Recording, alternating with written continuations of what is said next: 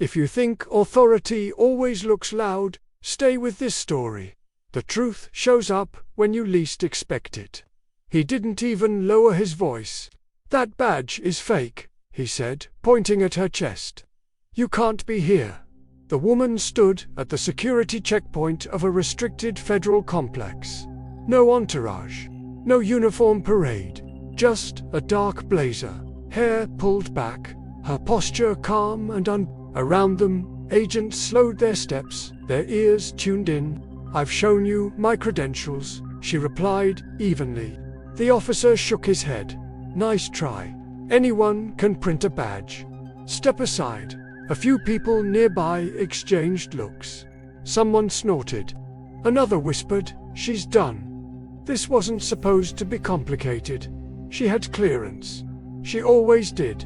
But today, doubt was louder than protocol. The officer leaned closer, lowering his tone like a warning.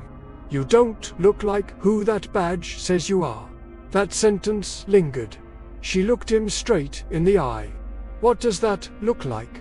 He hesitated, then waved it off. Don't play games with me. Behind her, the line grew. The pressure built, cameras blinked, radios crackled. Humiliation doesn't always come as shouting. Sometimes it's being questioned publicly when you've earned every right to stand there. She could have argued. She didn't. She could have named names. She chose not to. Instead, she waited. The officer turned to another agent. Run it again. The agent typed, frowned, then typed again. Systems slow, he muttered. The officer smirked. Convenient. Minutes passed. Every second felt heavier. Someone behind her whispered, why doesn't she just leave? Because she wasn't there to leave. She was there to be seen. Ma'am, the officer said, louder now. Last chance. Step aside. She took a breath, calm, controlled. I'll wait, she said. That was when the radios went silent. Not crackling, not buzzing, silent. A black motorcade rolled into view. Doors opened. Agents straightened instinctively. A senior aide stepped out first, then another. And then the President of the United States stepped onto the pavement. Everything stopped. The officer's face drained of color. The President walked forward, his eyes scanning the checkpoint. He stopped when he saw her. A smile crossed his face. He stepped toward her. Director, he said warmly. I was wondering what was taking so long. The word hit like thunder. Director. The officer froze. She inclined her head slightly. Security, delay, sir. The President turned to the officer. His tone wasn't angry. It was worse. It was measured. Is there a problem? He asked. The officer swallowed hard. Yes, sir. Her badge is real, the President said calmly. And so is her authority. He placed a hand lightly on her shoulder.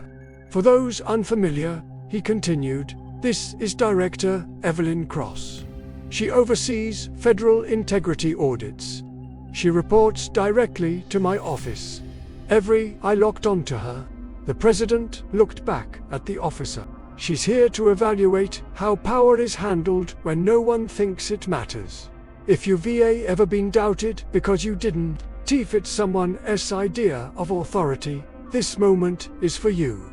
Silence. Director Cross turned to the officer. You called my badge fake, she said quietly. You questioned my right to be here. She gestured to the cameras, the agents, the line of witnesses. This is what the evaluation looks like. The officer nodded rapidly. I was just following procedure. She didn't raise her voice. Procedure requires respect, she said, not assumptions. The President nodded once. We'll continue this inside. As they walked past, she paused. She looked back at the officer not with anger, not with pride, with clarity. Next time, she said, trust the process more than your prejudice. They moved on. Behind them, the checkpoint felt smaller, quieter, exposed. Inside the building, doors closed softly. Outside, the officer stood still, replaying every word, every look, every choice. Power hadn't shouted. It had waited. And when it arrived, it didn't need to explain itself. If this story resonated, like the video and subscribe for more true style, authority, and justice stories. And comment below. Have you ever been underestimated until the truth finally stepped in?